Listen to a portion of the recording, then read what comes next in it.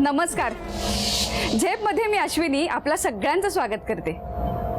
1970 साली आपल्या देशात एक धवल क्रांती घडवण्यात आली. डॉक्टर वर्गीस कुरियन यांच्या नेतृत्वाखाली घडवण्यात आलेल्या या क्रांतीला ऑपरेशन फ्लड हे नाव देण्यात आलं. कसलं होतं हे ऑपरेशन फ्लड? कसली होती ही क्रांती?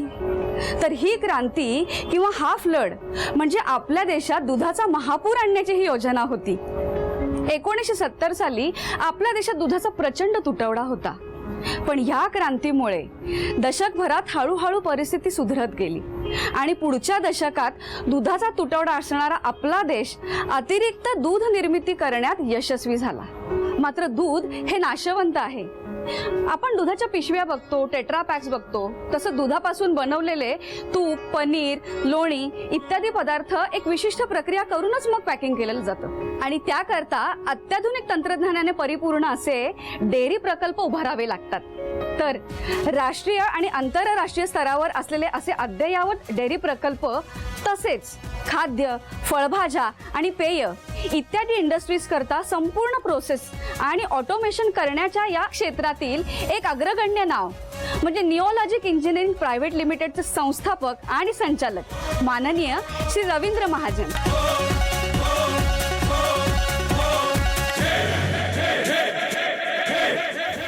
नमस्कार. सर्व दर्शकांना माझा नमस्कार. मी रवींद्र सीताराम महाजन. निओलॉजिक कंपनी आम्ही 2007 साली स्थापन केली. मी आणि माझे सहयोगी मित्र राजेंद्र गोरे आम्ही दोघांनी मिळून ही कंपनी स्थापन केली. निओलॉजिक कंपनी 2007 साली स्थापन केल्यानंतर आज आम्ही 16 वर्ष पूर्ण केलेली आहेत. 16 वर्षाचा कालखंड तसा कंपनीच्या दृष्टीने फार मोठा नसतो, पण 200 पेक्षा जास्त प्रोजेक्ट, 20 देशांमध्ये केलेली कामं, हा एक महत्त्वाचा टप्पा आम्ही पार केलेला आहे. आणि हा टप्पा पार करत असताना मी आपणास सांगू इच्छितो की आमची company dairy automation, dairy by products एवढंच नव्हे तर फ्रूट अँड व्हेजिटेबल, कॉस्मेटिक्स आणि फार्मा ह्या विविध क्षेत्रातल्या उत्पादक कंपन्यांसाठी मशिनरी बनवत असते. आणि ही मशिनरी बनवत असताना आंतरराष्ट्रीय मानकांचं पालन करणं हे अतिशय महत्त्वाचं आणि चॅलेंजिंग काम आम्ही करतो.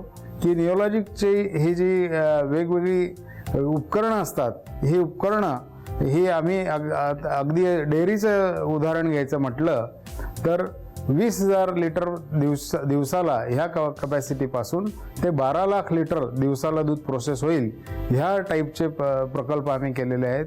नुकताच टोमॅटो प्रोसेसिंगचा प्रकल्प आम्ही केला. हिंदुस्तान लिव्हरच्या फ्रँचायझीसाठी 20 टन पर आवर टोमॅटो तिथे प्रोसेस होतो.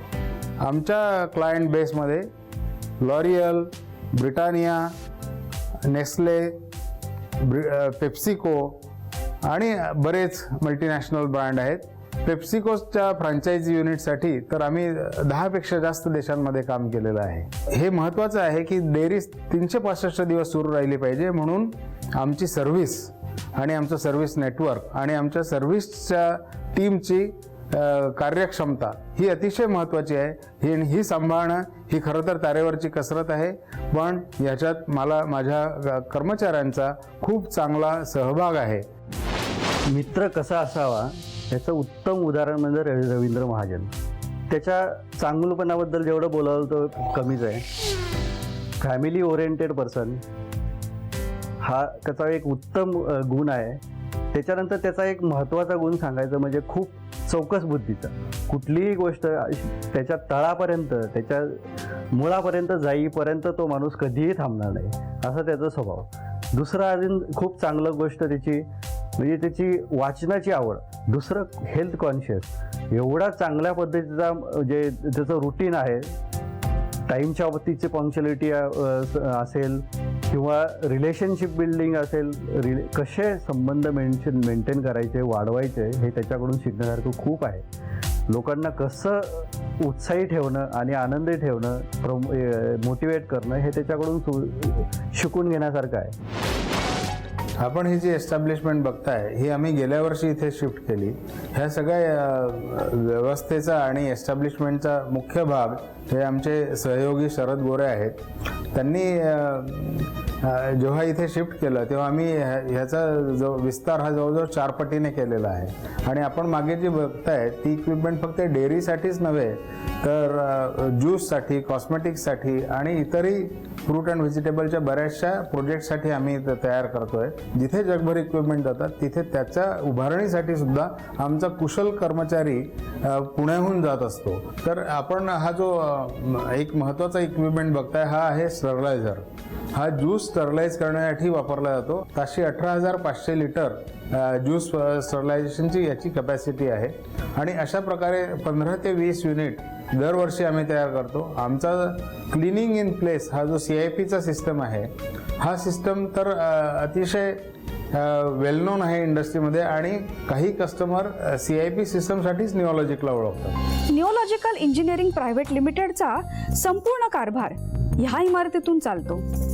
इथले विविध विभाग, इथलं इंटिरियर डिझायनिंग, इथलं कॅन्टीन, एकंदरीत सकारात्मक असं इथलं कामाचं वातावरण इत्यादी गोष्टी रवींद्रजींचं प्लॅनिंग आणि दृष्टिकोन याबद्दल बरंच काही सांगून जातात.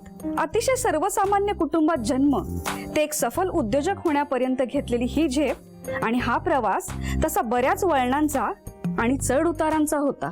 माझा जन्म 18 फेब्रुवारी 1968 साली चाळीसगाव येथे झाला. वडील रेल्वेमध्ये 3य श्रेणी कर्मचारी होते आणि आई आपली हाऊसवाईफ होती. आणि वडिलांचं नाव सीताराम महाजन, आईचं नाव पार्वती.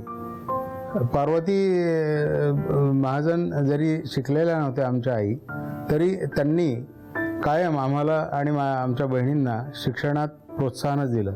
खरं पाहिलं तर मी 5 भावंडांमध्ये सर्वात लहान, 3 मोठ्या बहिणी, त्यानंतर भाऊ आणि त्यानंतर माझा जन्म झाला. त्यामुळे खरं म्हटलं तर शेंडेफळच म्हणा ना.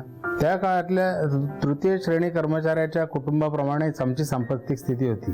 माझं बालपण पूर्णपणे जळगावातच गेलं 12वी पर्यंत. माझी प्राथमिक शाळा म्हणजे आदर्श विद्या मंदिर आणि तिथून आदर्श प्राथमिकशी संलग्न शाळा लाना सार्वजनिक, म्हणून लाना सार्वजनिक हायस्कूलमध्ये माझं पुढचं 10वी पर्यंतचं शिक्षण झालं. रवी हा अतिशय मनमिळावू मित्र. प्रत्येक क्षेत्रामध्ये रवीचा सहभाग असायचा. मग तो कुठलाही खेळ असू द्यात, कबड्डी असू द्यात, लंगडी पळकी, खो खो, हे सगळे खेळ रवी खेळायचा. विज्ञान प्रदर्शन असलं तरी रवीचा त्यात सहभाग असायचा.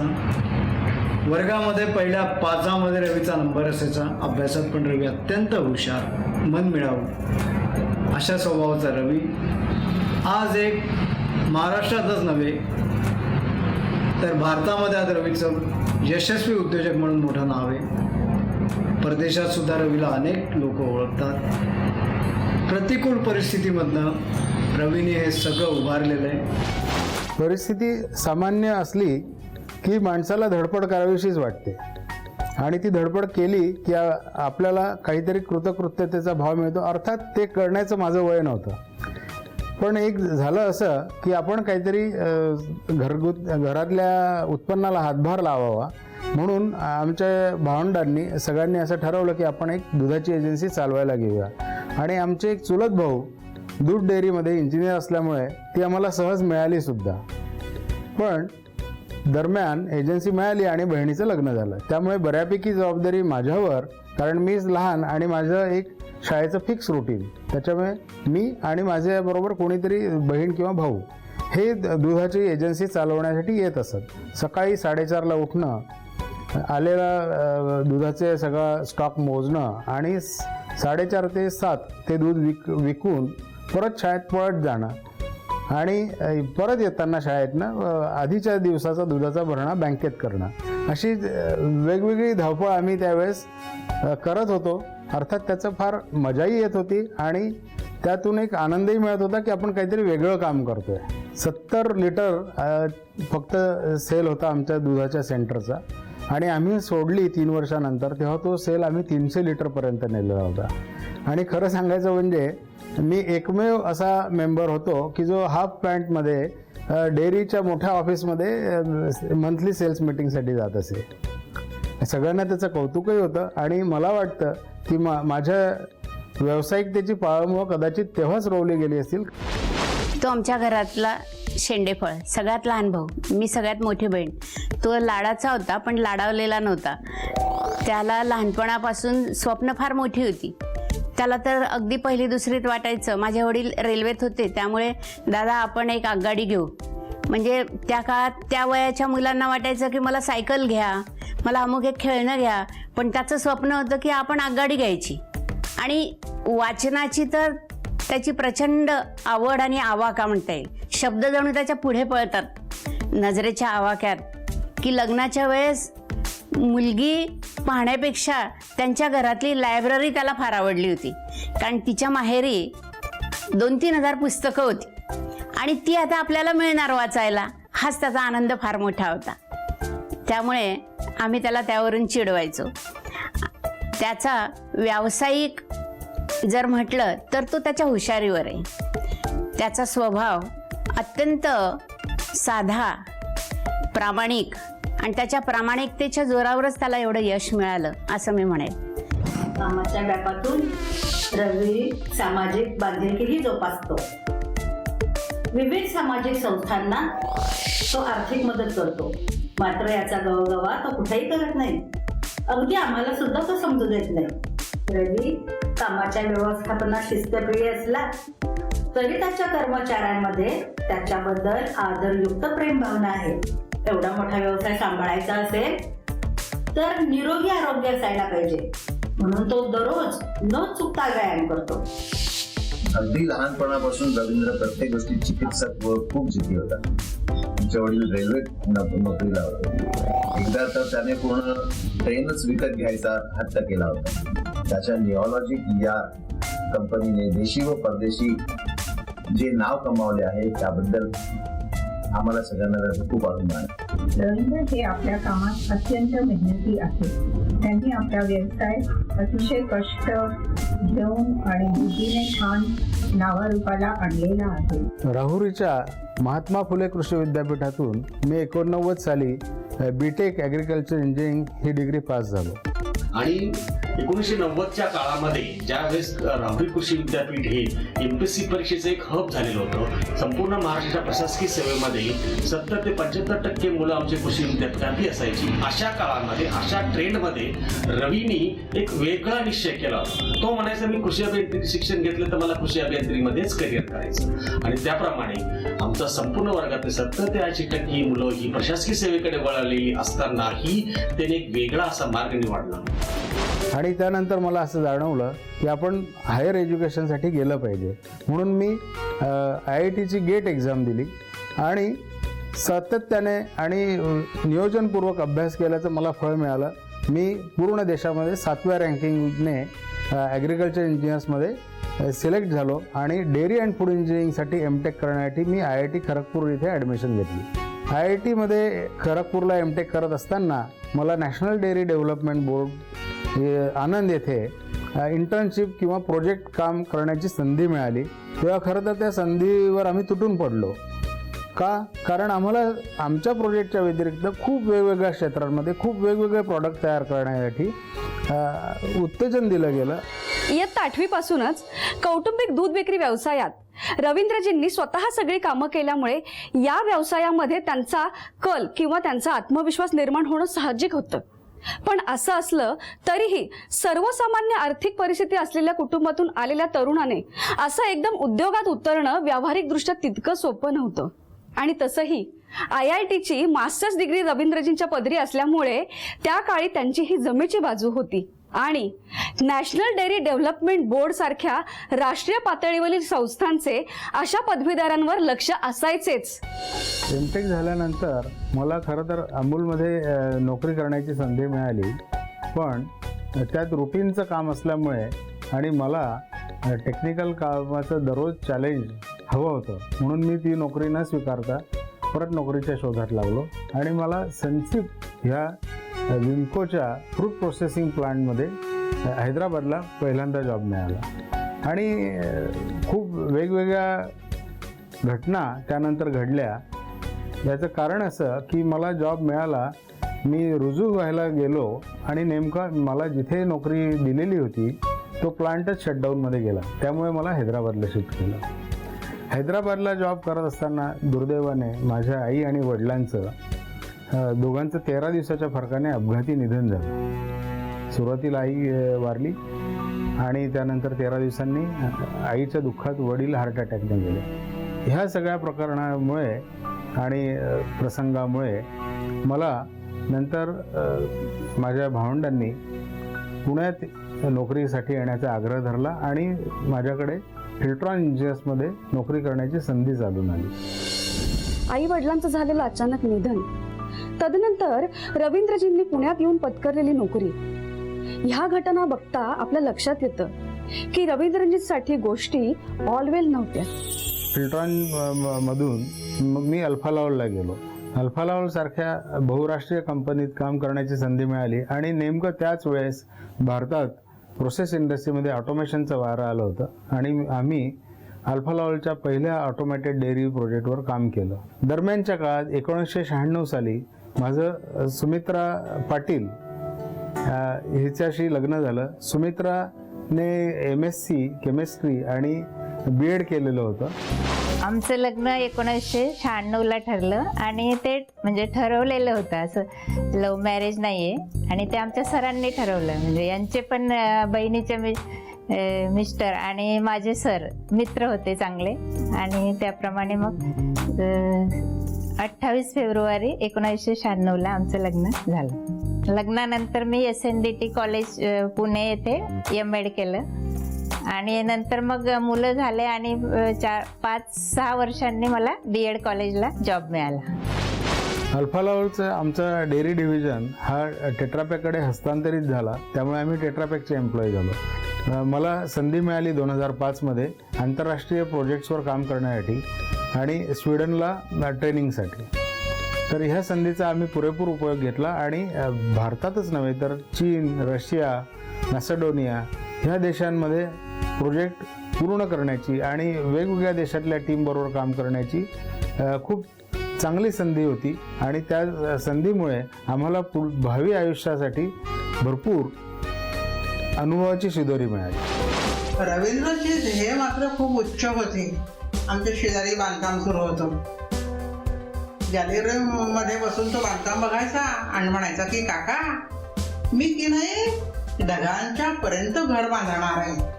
जिज्ञासू, अभ्यासू वृत्ती, धाडस आणि कष्ट करण्याची तयारी, ह्या गुणांचं फलित तुम्ही बघताच आहे. त्याने स्वतःचा उभारलेला उद्योग केवळ उद्योगच नाही उभारला, त्यात त्याने गगन भरारी घेतलेली आहे. ज्यावेळेस 2007 साली यांनी नोकरी सोडायचा निर्णय घेतला त्यावेळेस मला थोडासा ताण आला होता, पण मला त्यांच्याबद्दल पूर्ण विश्वास होता. आई माझी म्हणत होती की नोकरी एवढा पगाराची नोकरी आहे आणि ते कसं काय सोडतायत. मी यांना सांगितलं होतं की थोडे दिवस मला आता 12,000 रुपये पगार मिळतो, त्याच्याने आपण भागूया. पण हे म्हटले होते की मला तेवढे पैसे नाही पुरणार, ते तर आपल्याला पेट्रोलला लागतील. पण माझा यांच्यावर पूर्ण विश्वास होता, हे करतील तर नक्की चांगलंच करतील. सुरुवातीला काय करावं हे काही ठरेना, पण मग असं लक्षात आलं की ज्यात आपण प्रावीण्य मिळवलेलं आहे तेच क्षेत्र पुढे का स्वीकारू नये. मग माझ्याबरोबर माझे मित्र राजेंद्र गोरे होते, जे पहिल्या ऑटोमॅटेड डेअरीपासून माझ्या टीममध्ये ऑटोमेशनचं काम करत होते. राजेंद्र आणि मी आमचं ट्युनिंगही छान जमत होतं प्रोजेक्ट करताना, त्यामुळे आम्ही एकमेकांना विचारलं की आपण एकत्र काम करूया का, आपल्यालाही हे काम करण्यात मजा येईल आणि आपण हे अतिशय चांगल्या पद्धतीने करू शकू. आम्ही जेव्हा सुरुवात केली तेव्हा फक्त 1 लाख रुपयाचं फर्निचर आणि कॉम्प्युटर्स आणि रेंटेड ऑफिस इथून सुरुवात झाली आणि सुरुवातीचाच आम्ही एक प्रोजेक्ट घेतला, त्यात आम्हाला इंजिनिअरिंग आणि ऑटोमेशनचं काम मिळालं. ते काम करत असताना असं लक्षात आलं की आपलं जरी डिझाईन खूप चांगलं असलं तरी कस्टमर हे अतिशय बेसिक नॉलेज असलेल्या लोकांकडून इक्विपमेंट बनवून घेत आहेत आणि जे फायनल इक्विपमेंट तयार होते ते खूप अतिशय वाईट क्वालिटीचं तयार होतं. त्यामुळे आम्ही इंजिनिअरिंग सर्व्हिसेस न देता आपणच पूर्ण मशिनरी सप्लाय करावी आणि पूर्ण प्रोजेक्ट आपणच उभं करावं हे निश्चित केलं. रवी महाजन यांच्याबद्दल सांगायचं म्हटलं तर ते बाहेरनं मृदू जरी दिसत असले तर आतून कठोर आहेत. वेळ प्रसंगी ते कठोर निर्णय घेऊ शकतात. त्यांच्या जुन्या कंपनीतल्या अनुभवातनं त्यांनी त्यांची नवीन कंपनी सुरू केली आणि ह्या कंपनीमध्ये सुरू केल्यानंतर त्यांनी जे निर्णय घेतले कंपनीच्या प्रोग्रेससाठी किंवा कंपनीच्या वाढीसाठी ते फार कौतुकास्पद आहेत. त्यांची ग्रोथ 2007 नंतर ज्या वेगाने झालेली आहे ते पाहता खरंच कोणालाही आश्चर्य वाटेल अशीच ती प्रगती आहे.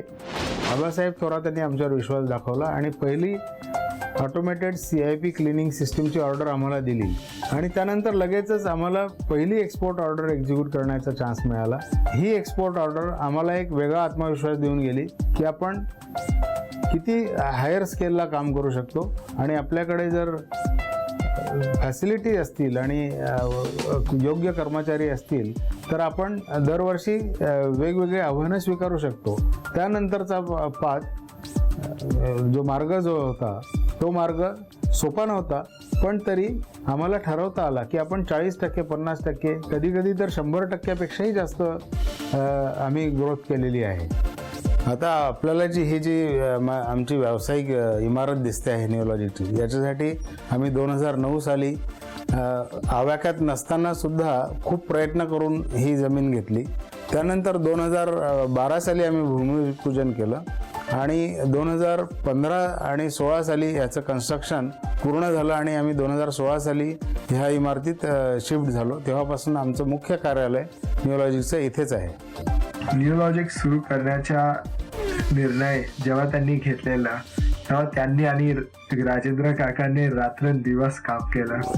मी शाळेत होतो तेव्हा मॉडेल कॉलनीच्या ऑफिसमध्ये जायचो आणि तेव्हा अगदी शून्यातून ते आता एका मल्टीनॅशनल कंपनीत त्यांनी रूपांतर जे केलं आहे ते मी स्वतः बघितलं आहे. एक कंपनी सुरुवात करण्यासाठी किती कष्ट लागतात हे मला तेव्हा कळलं.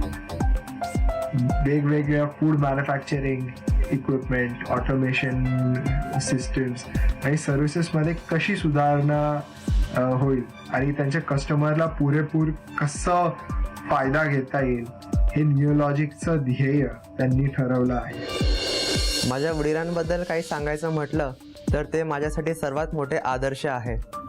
मला समजा काही जर समस्या वगैरे असेल तर मी सगळ्यात आधी त्यांच्याकडे जातो आणि ते मला बरोबर मार्गदर्शन करतात. जरी ते नेहमी ट्रॅव्हल करत असतात तरी ते कुटुंबासाठी नेहमी उपलब्ध असतात. 16 वर्षाचा काळ आणि कंपनीने केलेली वाटचाल ही जशी अभिमानास्पद आहे तीच वाटचाल आम्हाला पुढे करायची आहे आणि अजून मोठमोठी आव्हानं स्वीकारायची आहे. मोठमोठी आव्हानं स्वीकारत असताना 500 कोटीच्या उलाढालीचा टप्पा कसा लवकरात लवकर गाठता येईल याचं नियोजन आम्ही करतोय. ह्या नियोजनामध्ये आम्हाला आमच्या कुटुंबियांची साथ तर आहेच आणि मी ह्या माध्यमातून माझे कुटुंबीय, माझे मित्र, माझे सहकारी, माझे कर्मचारी आणि सगळ्यात महत्त्वाचे माझे कस्टमर ज्यांनी आमच्यावर विश्वास दाखवला त्या सगळ्यांचे आभार मानू इच्छितो. तर हा होता यशस्वी मराठी उद्योजक माननीय श्री रवींद्रजी महाजन यांचा आजवरचा जीवन प्रवास आणि त्यांची यशोगाथा. परत भेटूयात पुढील आठवड्यात अशाच एका यशस्वी उद्योजकासह. तोवर जय हिंद, जय महाराष्ट्र.